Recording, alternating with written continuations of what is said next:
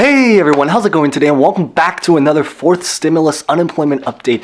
So the big thing today is that the House has already just officially approved of the fourth stimulus package's budget bill. This isn't in its entire, it is the entire approval within the House, but in order to truly make it absolutely official, as always, just because there are some new people here, even though most people know is in order to truly fully get it approved, it has to go through the House, then it has to go through the Senate, and then it of course has to get signed by President Joe Biden. But the story right now is that it's now officially, the budget part of it has officially been approved inside of the House.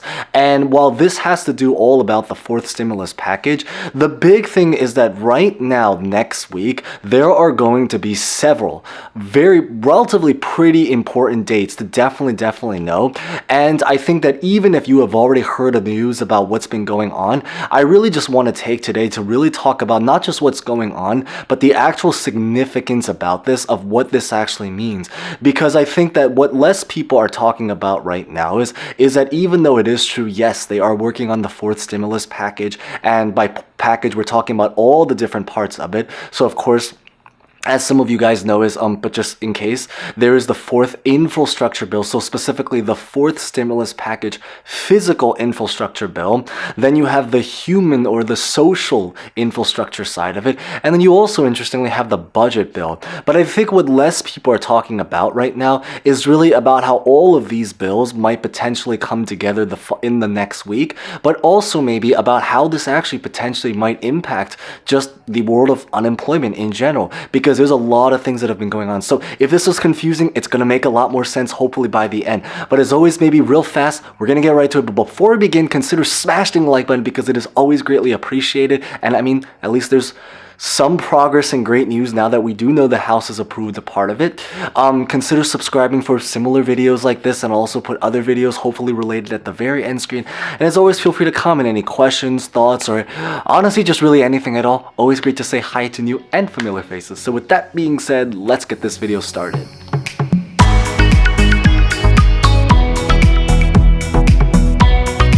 So as just mentioned, is that the official bill, specifically the budget part of the bill, has officially been approved inside of the House. This bill was specifically just the general rundown of the details is that it's a 94-page bill that was passed inside at a vote of 220 to 211. Every single Democrat voted for it, and to no surprise, none of the Republicans voted in favor of this. And again, leaving politics, it's just because they've already involved politics, and it's just physically what objectively did end up happening. And essentially what they're currently going to be doing is that this is the bill that's going to hopefully try to extend the funding from September 30th, which is one of the big important dates that we're going to talk about in a little bit, all the way until right around December, essentially trying to give them right around 9 weeks to sort out all of the plans related to the fourth stimulus package, the budget, basically everything that's involving the government, into trying to basically keep it running. Now, the following steps after this, what this really pretty much means now, is that now that it's been approved inside of the House, it has to essentially go inside of the Senate. Now, obviously, there's a lot of mixed opinions about whether or not it's going to go through the Senate. You can feel free to share your opinions, but the reason why this is so significant is because there are essentially two really big dates to look out for. The first date is really going to be on Monday, September 27th next week. This is a really important date because this is essentially originally supposed to be the date that they had originally tried to set as the deadline in order to try to approve the entire fourth stimulus package infrastructure bill. The second date really is going to be on September 30th, 2020. So we're coming back to that date again. And the reason why that date is particularly important is because this is supposed to be the last date in order to try to keep the funding for the government to keep running. So this goes back to why next week is going to be particularly important, is because it's very fair to say right now is that the good news is that they're making progress. Of course, the hard news is that there's still some kind of resistance or difficulty of trying to figure out where they're going to physically do it. But the big important thing why there's a lot of pressure right now is because if they don't end up trying to approve of the package, or just simply do it, is just to, even if it's to try to approve the funding portion of the package, it means that the biggest risk is that they may run into another government shutdown, or basically put themselves at risk for it to come again.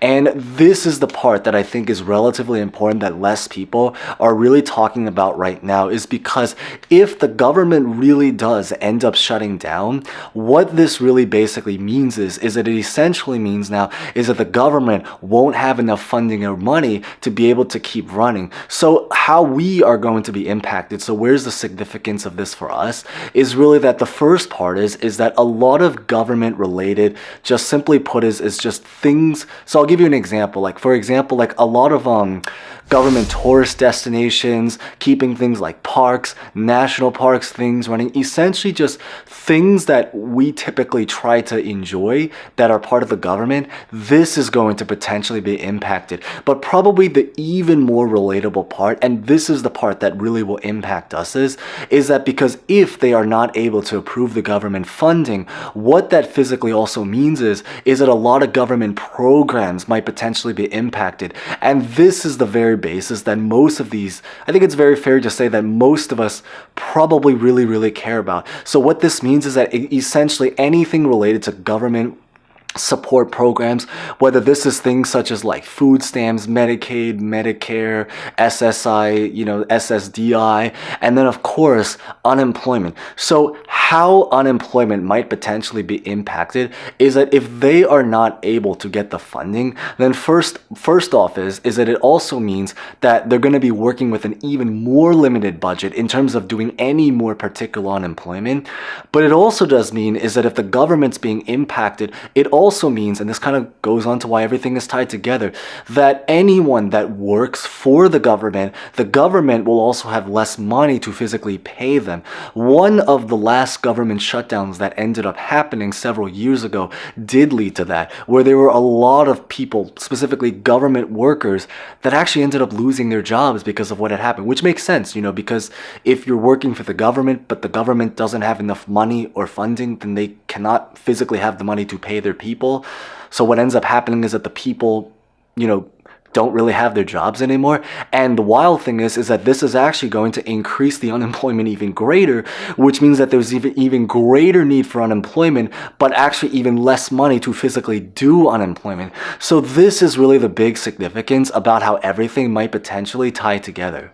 And it actually goes back to another thing is that one of the biggest reasons why you might be wondering about why they're specifically struggling, if this is such a necessary thing.